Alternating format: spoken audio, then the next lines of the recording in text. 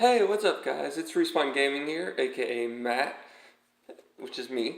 But today I'm doing a Magic the Gathering deck profile for beginners. So this is something I haven't done or really covered before. I've been trying to kind of stay away from this whole thing, but I figured I'd go ahead and give it a shot. But something a lot of people, that I've talked to, they want to get into Magic, but they're not sure where to start, or they're not sure what kind of deck to use. Or, they're not sure which ones are easier to use and which ones they should kind of stay away from until they're better.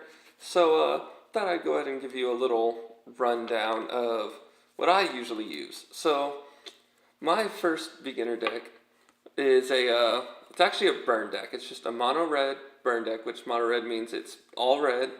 There's no other colors in here except red. So, the way mine works is it's basically built around getting creatures out that, with prowess, which is anytime you cast a non-creature spell, it does certain things. For example, let me find it in here. Soulscar Mage, which and by the way, this is a standard deck, meaning it's all from the newest sets. But this card right here, Soulscar Mage. I don't know how well y'all could see that, but this card right here. So what it does is it's prowess. It's a 1/2, and you pay 1 mana to play it. And what it does is it takes all the burn damage you would be dealing, and instead of making it damage, it turns it into counters, into negative counters on your opponents. So what this one is good for is it's really good if you're going up against like a green beatdown deck, for example, or a green like trample deck. So let's say they get a big old 6/6 beater out there, and you could play something like this, Open Fire. And instead of it dealing 3 damage, it turns it into 3 counters. And then another one that I use is this one right here, the Nimble Blade Kinra. So what that does is it basically every time you cast a non-creature spell, this card gains +1/+1, and it's a 1/3, costs 2 to play, but you can use that ability on any turn. So if they're wide open, you could cast a spell, deal direct damage to them, and then this, the Nimble Blade, would then become a 2/4, so that's 2 free damage. Or you could also, on your opponent's turn, if they're trying to hit you with a big old like 2/2 or 3/3, something along those lines. Well, I call the 2/2 big. What am I thinking? But they're trying to hit you with a big creature. Then what you can do is you can play 1, maybe 2, 1-cost spells and buff this up, and then just block. Declare a block on the creature, and nothing is dealt unless they have trample, which that is a thing. Another good card in here is this, the Earthshaker Kinra. What Earthshaker does is it's a 2/1, and it has haste, and it costs 2 mana to play. But what it does is when you play it target creature your opponent controls with power less than or equal to the Earthshakers cannot block that turn. So that's really good if you have if you're running a bunch of haste cards. This one goes really good in there. Like, if you have a bunch of low-cost haste cards and they only have 1 creature, this card is so good in the early game. So good. And another thing that makes it great is its second ability, Eternalize, which that's a little expensive. That costs 6 to play. But in the later or mid-game, that could really come in handy, because this comes back as a 4/4 with the exact same abilities. Now, the basis of this deck, like I said, is to deal burn damage and to just kill your opponent with burn. I mean, just outright, just burn them to death. And that's where this card comes in handy, Firebrand Archer. Now, this card is a really nasty little card in decks like this, because it states, whenever you cast a non-creature spell, it deals 1 damage to each opponent. Meaning, if you're playing a 3-headed giant, it deals 1 damage to not just the person that was targeted with the initial spell, but also 1 damage to the other opponent as well. Now the basic deck profile of this is 4 of the Firebrands, 4 of the Earthshakers, and 4 of the Soul Scars. And then I also have 4 Nimble Blades, which I'm going to go ahead and pull those out right now. Let me find them. There's another Earthshaker. There's another Earthshaker. We'll get to that one in a moment. There's the other Firebrand. There's another Firebrand. There's a Soul Scar. There's a Soul Scar. There's a Nimble Blade. And there's the other Firebrand. Okay. So, the basic tech creature cards in this deck.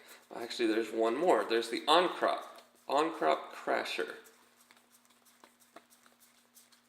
Let me go ahead and pull that one out so you can see that. Alright. So, this is the other one. Right here. On-Crop Crasher is probably going to be your biggest card in here besides this other one that I have. But the other card that I have, creature I have in here isn't necessary.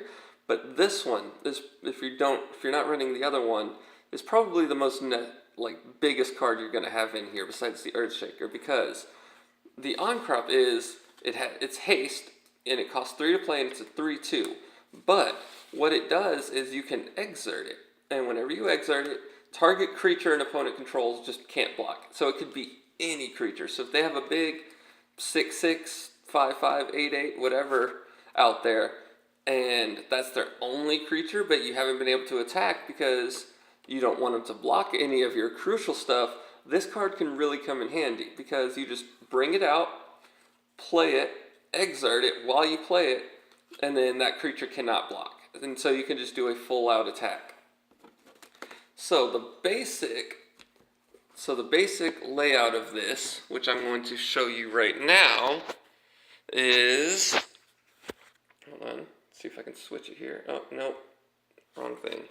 Oh, I guess it's not going to let me switch. Alright, well, the basic creatures that you're going to need, these are the only creatures you need are the Soul Scar Mage at 4, the Earthshaker Kinra at 4, the Firebrand Archers at 4, the Nimbleblade Kinra at 4, and the On-Crop Crasher at 4.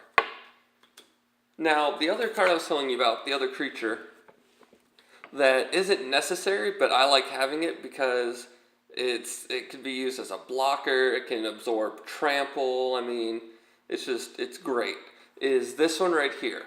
Hazaray the Fervent. He is a legendary creature, he's a god.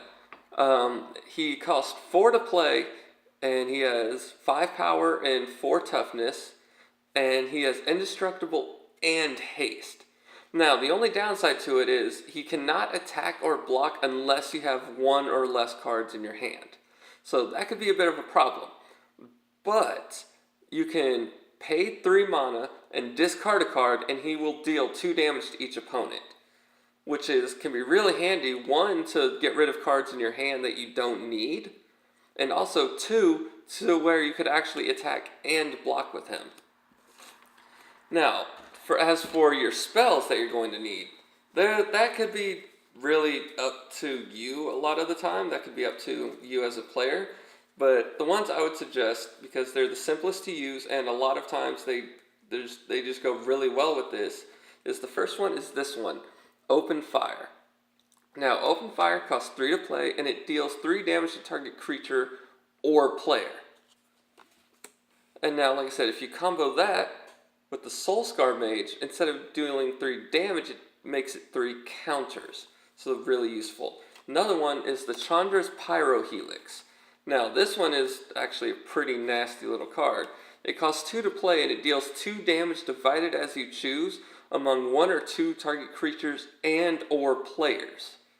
So what that means is you can deal 2 damage to one of their creatures and 2 damage to the player, or if they have 2 creatures out that you could kill with this, you could just kill both of them with this card. And if you have the Soul Scar, you could also deal it as 2 counters. Now, another one that I have is this one. It's called Dual Shot. It costs 1 to play, and it works the same as the Pyro Helix. It's just 1 damage instead of 2. Now, in most cases, I would suggest switching this out for a card called Lightning Strike.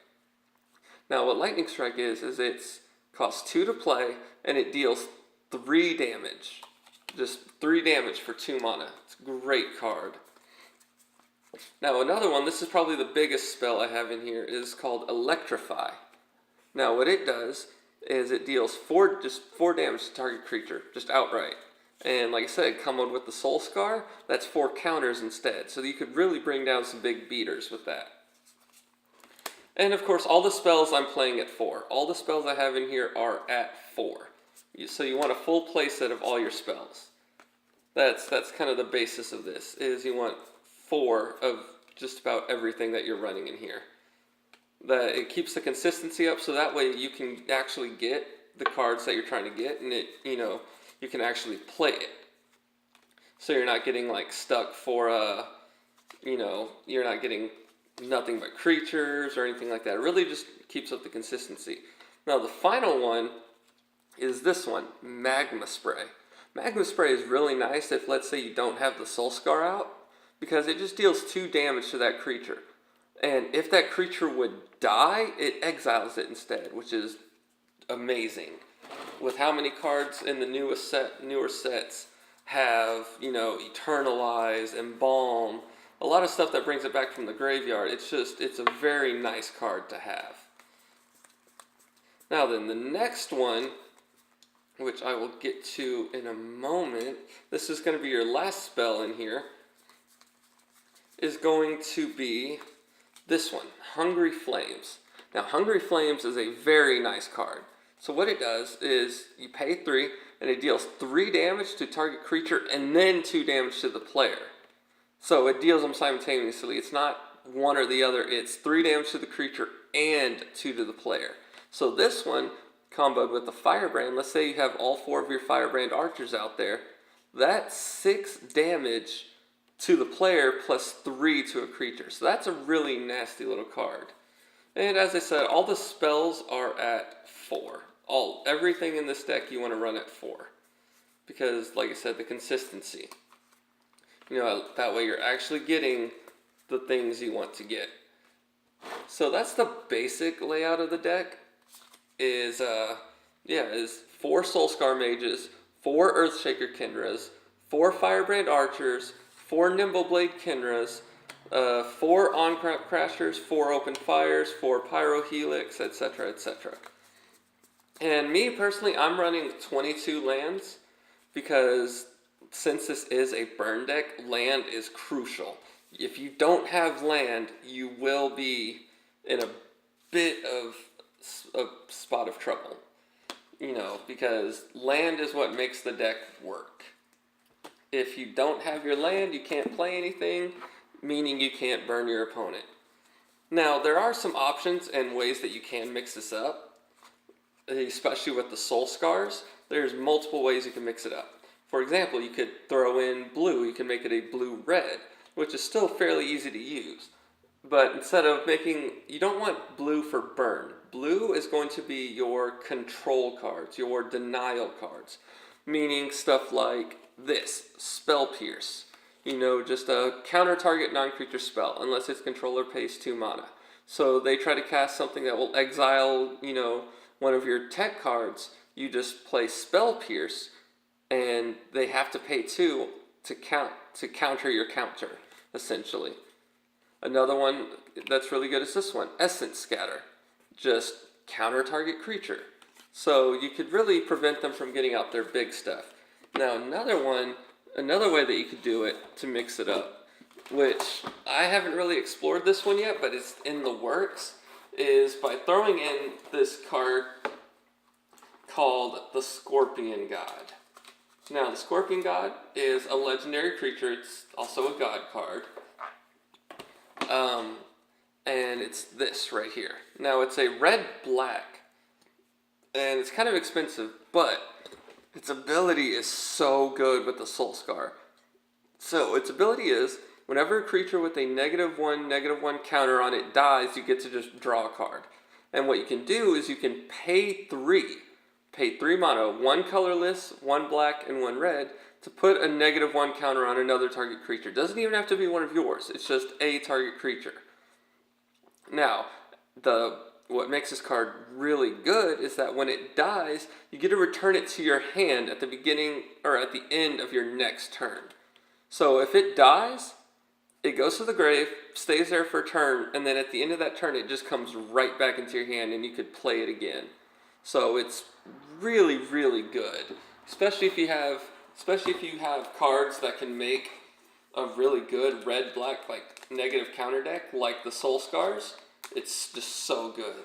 Now, red-black is something I would shy away from the moment, just because it's kind of a hard one to work with, and it's really hard to deal, but it's just so solid. Just a moment, guys.